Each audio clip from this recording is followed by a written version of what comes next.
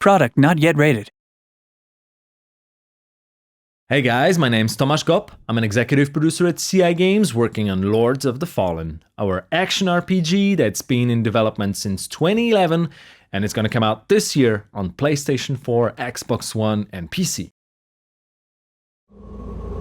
Let's roam a little bit around Old Monastery, and in the meantime I'll tell you about some crucial ideas that drive the development of our game. First few combat encounters you will see here focus around faster and agile opponents, so I'll try to use lighter gear and maneuver right. For example, trying to get the perfect positioning and perfect timing for an effective critical strike. It requires a little bit of practice, but is well worth the effort. The world we set the game within is very old, and the legend has it that a couple thousand years ago, people have fought and successfully defeated their god together with his demonic army, and it's since then that they believe evil can be completely cast away from human nature. Each individual who commits a deadly sin is forever marked with a tattoo across the face, becoming an outcast for entire lifetime.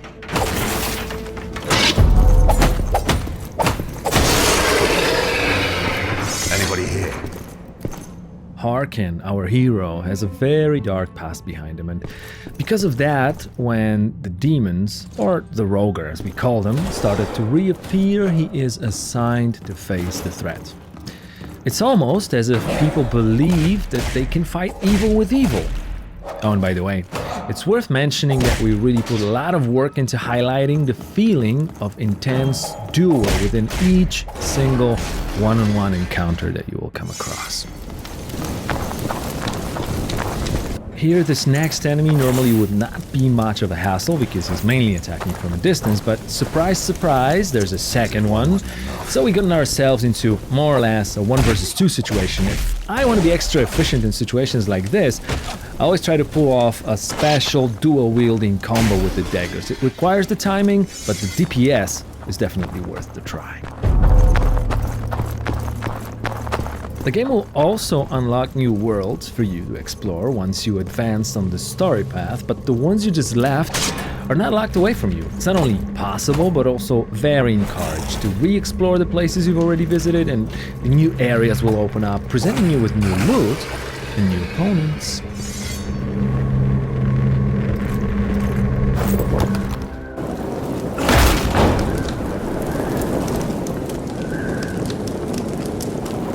All quiet here too, old man. I'm not leaving without answers.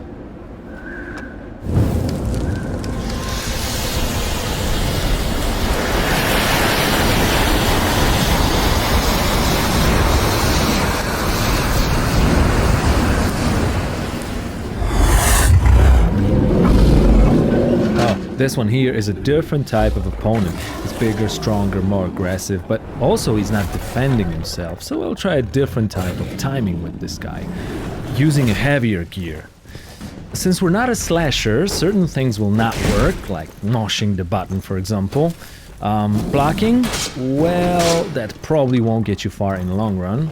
So let's set the pace right here. I'll get in, wait for time to deal slower and stronger strike, then get out, rinse and repeat. It's quite useful with heavy weapons like this hammer, and you can even charge the attacks.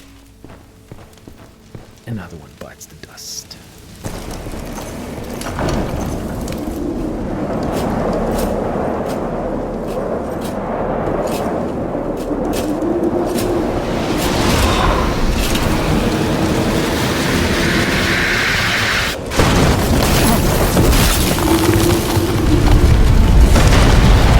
Okay, let's jump straight into a boss fight now. This is going to be the first boss of the game. We call him First Warden. And we wanted him to resemble an honorable knight, fighting and obeying his demonic codex. Gameplay-wise, our goal was to mix action with RPG in a way where all elements, including story, world, and characters, revolve around the user experience. In our case, that means combat and character development. Basically, there are two main pillars of combat in Lords of the Fallen: melee fighting and magical, supernatural skills. The first one is fairly tactical and rewards players who like the feeling of learning and that special sense of becoming proficient at game mechanics. The magical side of Lord's Combat, on the other hand, even though it's not covered in this video, is designed to feel very spectacular and powerful. But that is also not the only reward that comes with using it. Our goal was to give players the means to distribute the process of learning how to play the game along the time they choose. You'll always be able to use magic at times when the difficulty spikes, so it's up to you if you want to use advanced strats instead, especially if that might get you a better loot. There are 3 character classes that you can choose from at the start of the game: Warrior, Cleric and Rogue, and they will determine the set of spells that manifest your playing style. Apart from that, the statistics of a character, the gear that you want to use, can be freely mixed regardless of its suggested class association. For example, if you're more into heavy weapons but still want to keep that light rogue armor, there's no reason not to try this combination out. Or defensive play with a shield or an offensive dual weapon approach, they both can be mastered and become lethal with enough skill and persistence.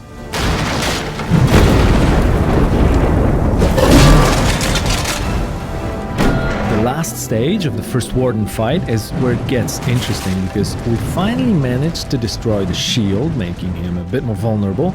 At the same time, we pushed his aggression a little bit over the edge. If you remember not to get greedy and deal too much damage at too short amount of time, you can make it. Just please try to avoid his special attack, as it can stun lock you, and of course, we wouldn't want that, would we?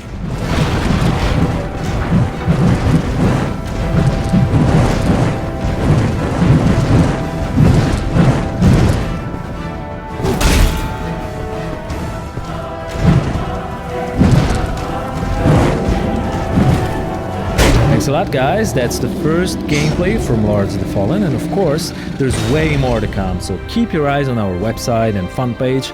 We want to make sure you know everything you wish about our game before it gets to your PlayStation 4, Xbox One, and PC.